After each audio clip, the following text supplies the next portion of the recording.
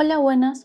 El día de hoy estaremos realizando un ensayo crítico sobre la arquitectura contemporánea. En el ejemplo de hoy, analizaremos al pabellón Serpentine, el cual está diseñado por Rem Koolhaas y Cecil Valmont en el año 2006. Este ejemplo se ubica en Kensington Gardens, ubicado en Londres, Inglaterra. En 2006, el arquitecto holandés Rem Koolhaas, junto al ingeniero Cecil Valmont, diseñaron el pabellón Serpentine como una estructura temporal y desmontable en los jardines de Kensington, Londres. Este pabellón es una cápsula del pensamiento crítico de Koolhaas, una arquitectura que no busca ser permanente ni bella, sino algo relevante, contextual y provocadora. A diferencia de otros pabellones, no se construyó como un objeto escultórico, sino como una infraestructura cultural. Fue pensada como un espacio para el debate, para la música, el cine y la conversación. Se puede decir un club cultural dentro de un parque.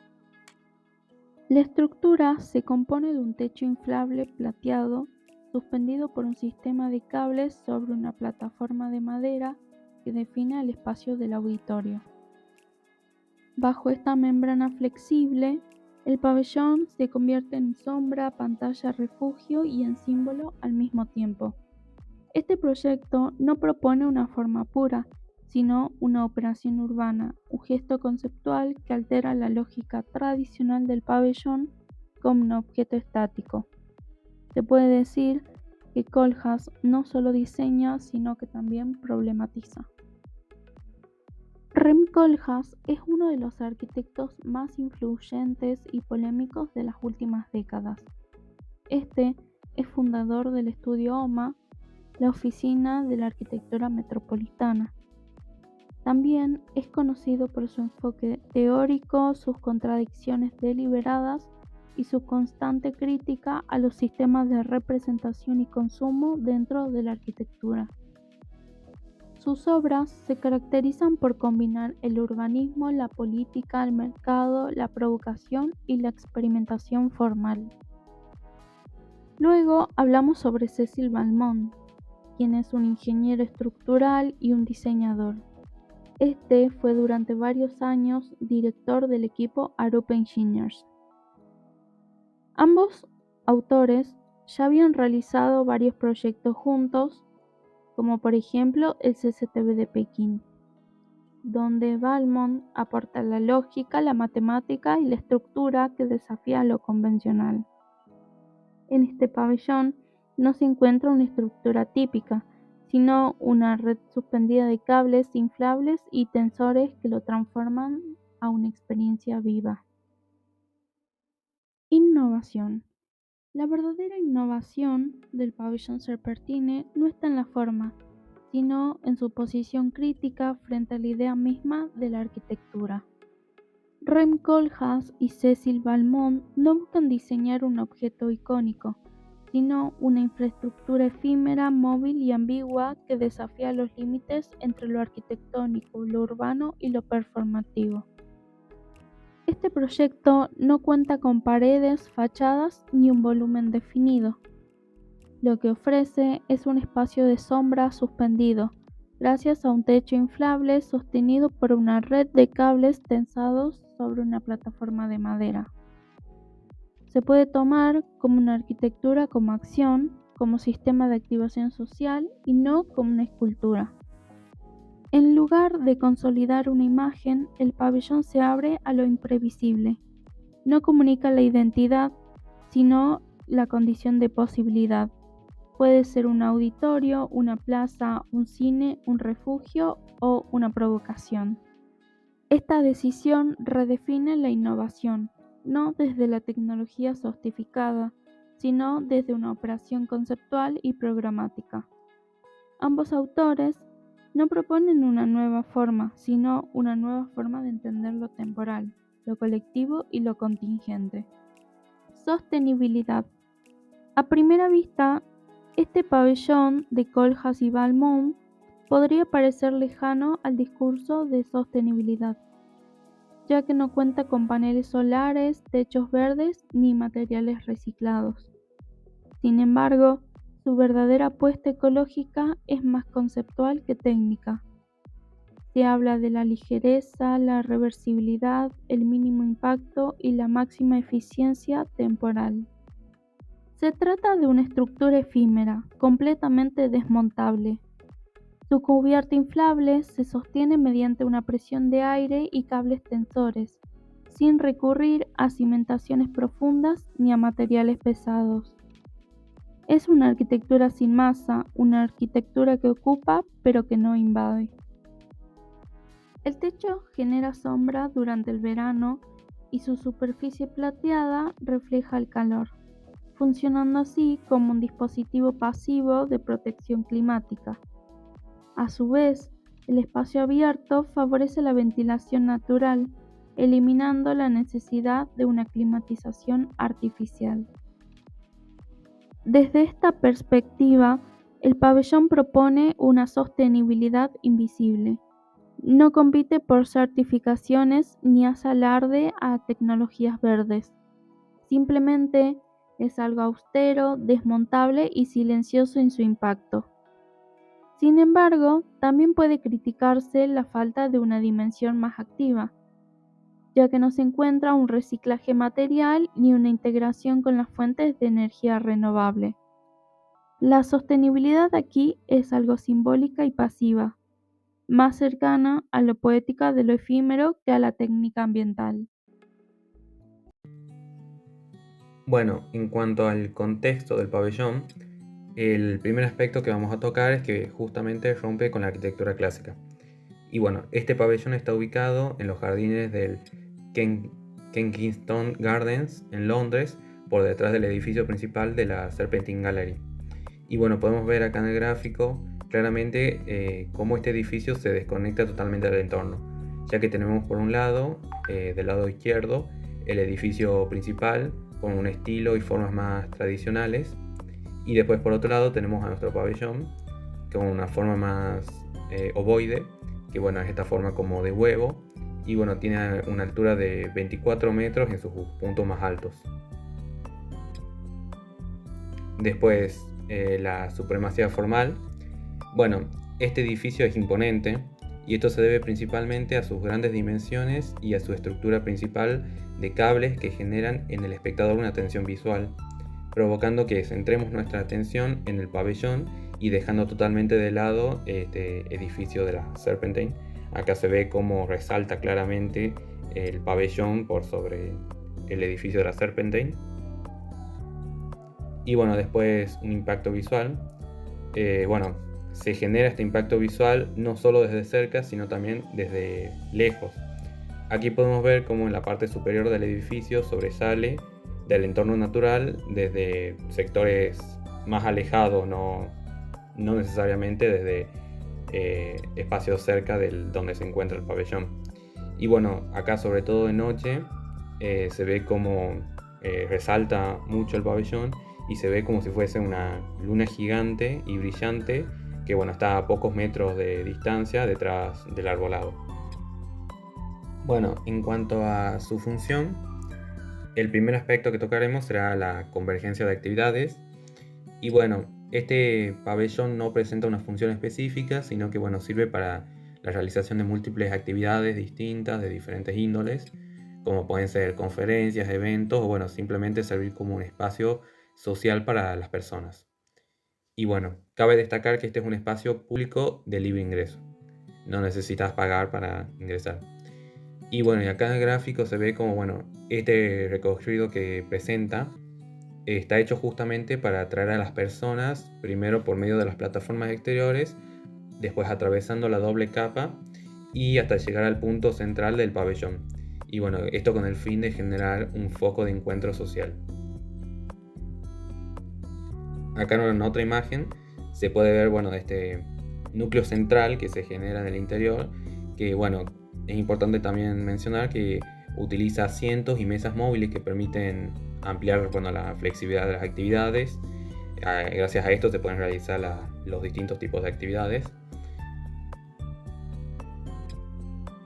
Y bueno, finalmente presenta una desconexión en el vacío. Esto significa que justamente el autor buscaba generar un espacio que te permita pasar un rato de desconexión de la realidad, generando este ámbito de encuentro social y reflexión extrema para el usuario. Y bueno, este fenómeno fue logrado gracias a la aplicación de dos técnicas principalmente. La primera, era generar un extenso vacío blanco en la parte superior del pabellón mediante los 24 metros de tensión vertical, que se genera gracias a esta estructura flotante que presenta el pabellón. Y que es la imagen como que representa ahí a la izquierda el hombre en ese espacio blanco profundo. Y después, como segundo aspecto importante que también colabora a esta desconexión con el vacío, es justamente crear una desconexión con el exterior. Y esto lo logra mediante la utilización de una doble capa de paneles de policarbonato translúcidos que permiten este paso de la luz natural, pero bloquean la visión hacia el exterior. Y son justamente estos dos aspectos los que nos permiten desarrollar mejor las actividades a las cuales está destinado el pabellón, teniendo así una mínima presencia de los estímulos externos. Bueno, ahora hablaremos de la accesibilidad y de la asequibilidad. El primer punto, la accesibilidad, se presenta esta condición flotante del pabellón. ¿Qué significa? Justamente debido a que el terreno presentaba un leve desnivel, la solución para salvar esto fue justamente colocar el pabellón por encima de una plataforma elevada que nivelaba los distintos sectores. Esto fue hecho así para que se genere cierta desconexión con el terreno, provocando esta sensación de como si el edificio estuviese suspendido sobre el aire, volando, lo cual está justamente ligado al concepto del pabellón de ligereza. Y el tema es que al elevar toda la estructura por sobre la plataforma, no se tuvo en cuenta la inclusión de elementos de acceso para aquellas personas que tienen cierta movilidad limitada. Y esto hubiera sido fácilmente solucionable con la incorporación de rampas en los distintos accesos, pero por alguna razón que se desconoce, el pabellón carece de estos elementos.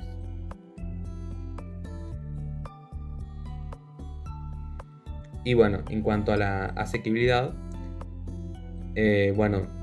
acá deberemos hablar de que justamente es un espacio efímero.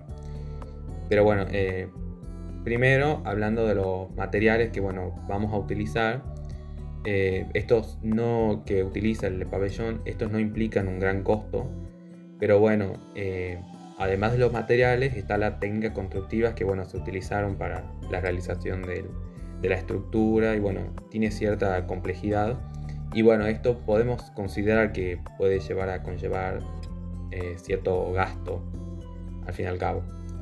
Y después está justamente esto de que el pabellón estuvo construido nomás por unos cuantos meses, por lo que hace referencia a la obra efímera, por lo que no se justifica que se haya invertido tantos recursos para una obra que tuvo una vida útil tan corta.